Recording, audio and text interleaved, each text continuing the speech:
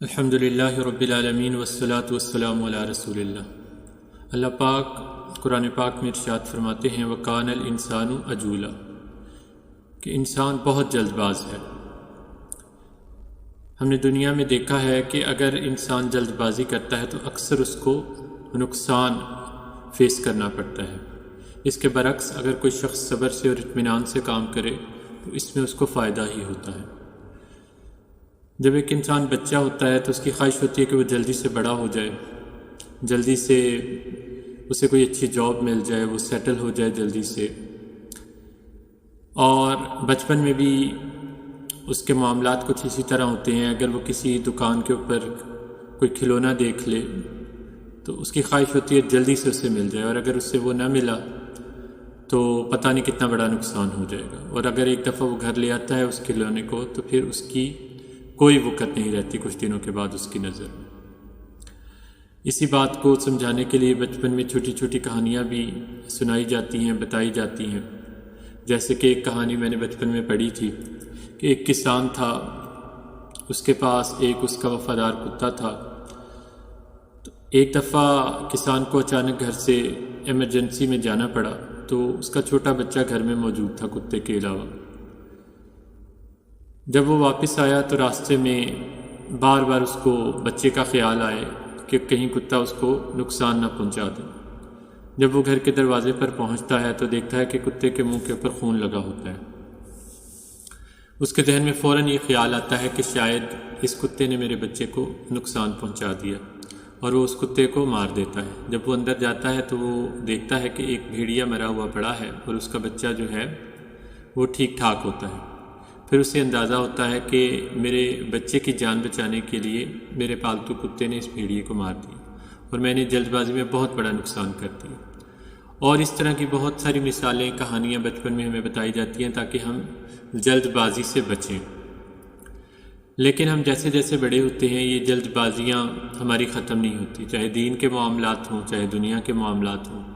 دین میں بھی اکثر آپ نے دیکھا ہوگا کہ لوگ جلدی جلدی سے جو ہے وہ بعض اوقات وضو کرتے ہیں، مکمل طور پہ اچھے سے وضو نہیں کرتے، اور بڑی تیزی تیزی سے نماز پڑھتے ہیں۔ اور پھر اکثر آپ نے دیکھا ہوگا کہ بھاگ بھاگ کر مسجد کی طرف جانا، یا باتھ روم سے جو ہے بھاگ کر جماعت کو جوائن کرنے کی کوشش کرنا۔ تو یہ ساری چیزیں ناپسندیدہ ہیں، کیونکہ اگر بھاگ کر کوئی انسان جو ہے وہ باتھ روم سے لیٹ سے با جماعت نماز کو حاصل کرنے کی کوشش کرتا ہے تو بعض اوقات وہ گر جاتا ہے۔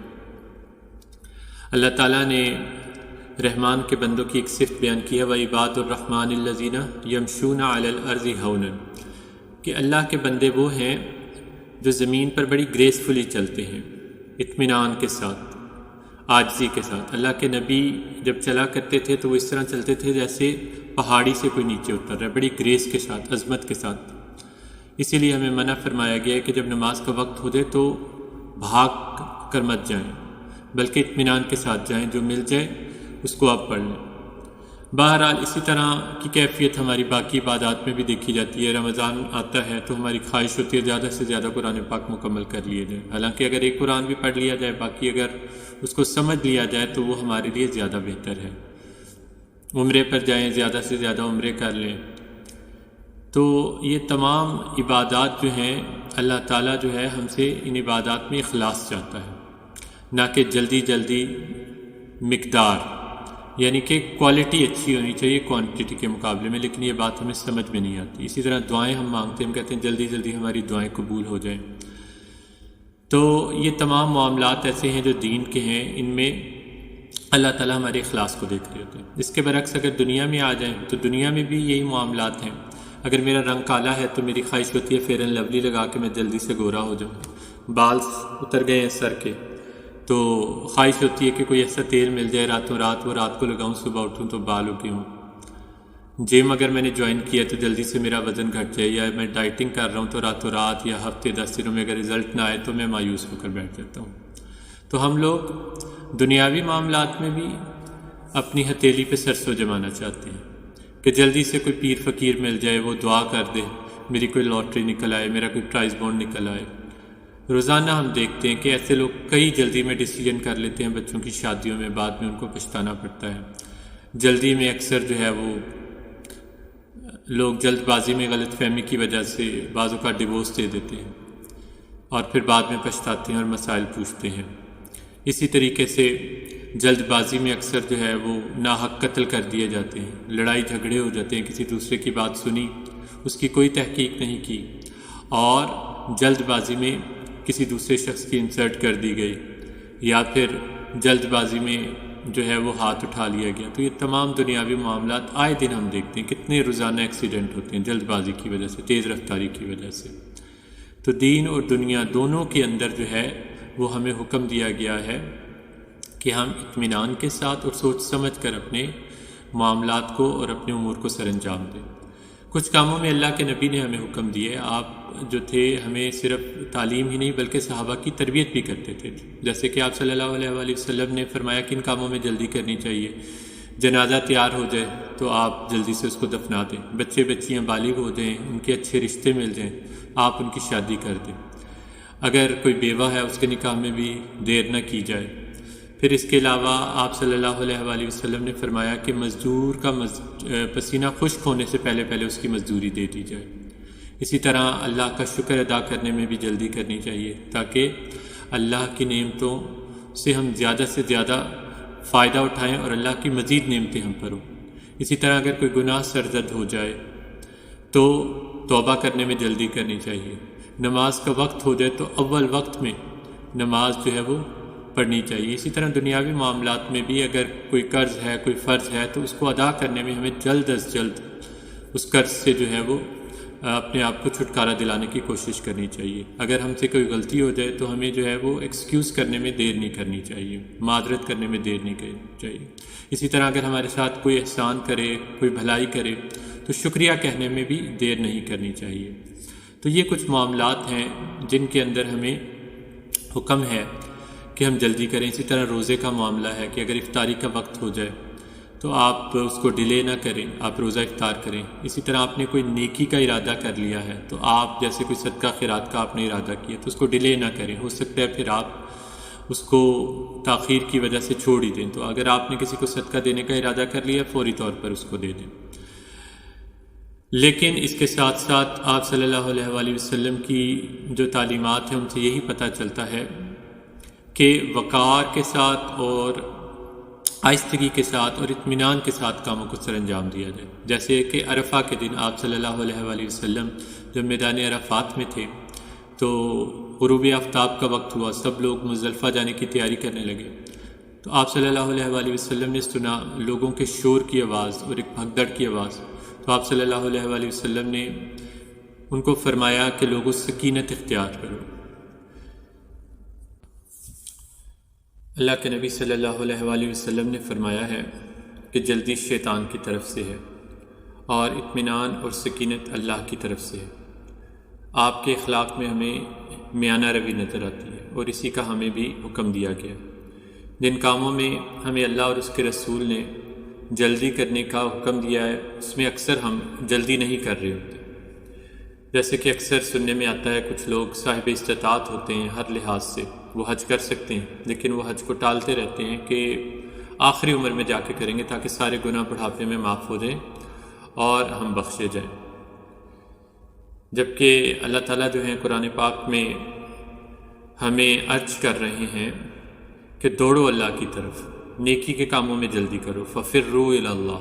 دوسری طرف فرمایا وسارعوا الی مغفرۃ من ربکم وجنۃ عرضها السماوات والارض، دوڑو اللہ کی مغفرت کی طرف، اللہ کی بنائی ہوئی جنت کی طرف جس کا عرض زمین و آسمان کے برابر ہے اور وہ متقین کے لیے تیار کی گئی ہے۔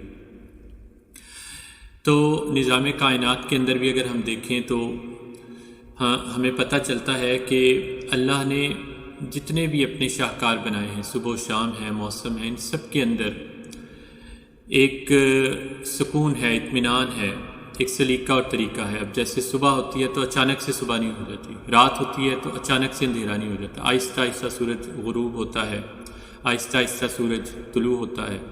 کوئی درخت لگایا جائے، کوئی پودا لگایا جائے تو وہ بیج ایک دم سے وہ درخت بن کے پھل نہیں دینا شروع کر دیتا، آہستہ آہستہ وہ پھل دیتا ہے۔ اسی طریقے سے کس روانگی کے ساتھ جو ہیں وہ دریا چلتے ہیں۔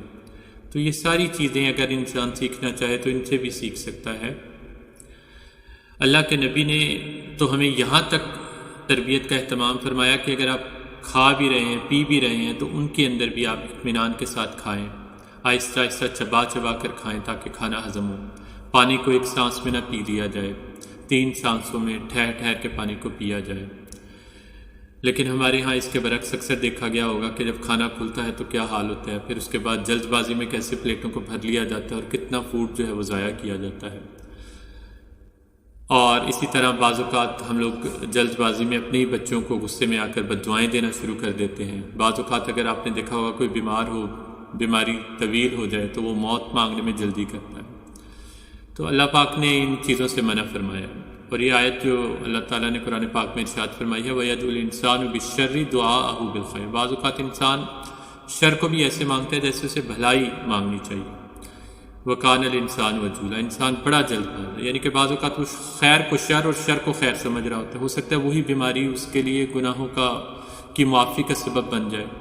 بعض اوقات ہم دعائیں ایسی مانگ رہے ہوتے ہیں کہ اللہ پاک ہمیں جلدی سے جو ہے نا یہ چیز دے دے، یہ چیز دے دے، ہم نہیں جانتے کہ وہ ہم جو مانگ رہے ہیں اس میں خیر ہے یا شر ہے، اللہ بہتر جانتا ہے۔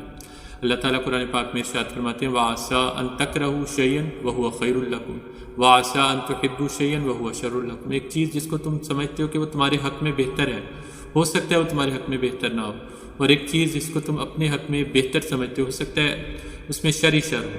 وَاللَّهُ يَعْلَمُ وَأَنتُمْ لَا تَعْلَمُونَ، اللہ جانتا ہے تم نہیں جانتے۔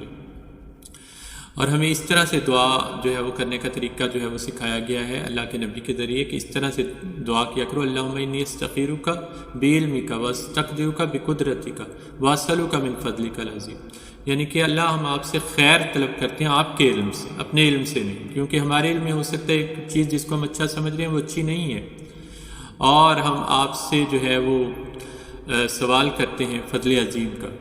فَإِنَّكَ تَقْدِرُ وَلَا أَقْدِرُ وَتَعْلَمُ وَلَا أَعْلَمُ وَأَنْتَ عَلَّامُ الْغُیوب، اللہ جو آپ جانتے ہیں وہ ہم نہیں جانتے کیونکہ آپ علام الغیوب ہیں۔ تو اللہ تعالیٰ سے جو ہے وہ دعا کرتے رہنا چاہیے کہ اللہ تعالیٰ ہمیں صبر والی استقامت والی زندگی نصیب فرمائے، بے صبری سے بچائے، جن امور میں جلد بازی کرنی چاہیے نیکی کے کام جو ہیں آخرت کو حاصل کرنے کے کام ان میں جلد بازی کریں، اور جن کاموں میں جلد بازی نہیں کرنی چاہیے ان میں جلد بازی نہ کی جائے، کیونکہ جلد بازی کا انجام برا ہی ہوتا ہے۔ وہ جیسے کہتے ہیں نا کہ ٹھنڈی کر کے کھانی چاہیے، تو ٹھنڈی کر کے کھانے میں ہی ہمارا فائدہ ہے۔ وما علینا الا البلاغ۔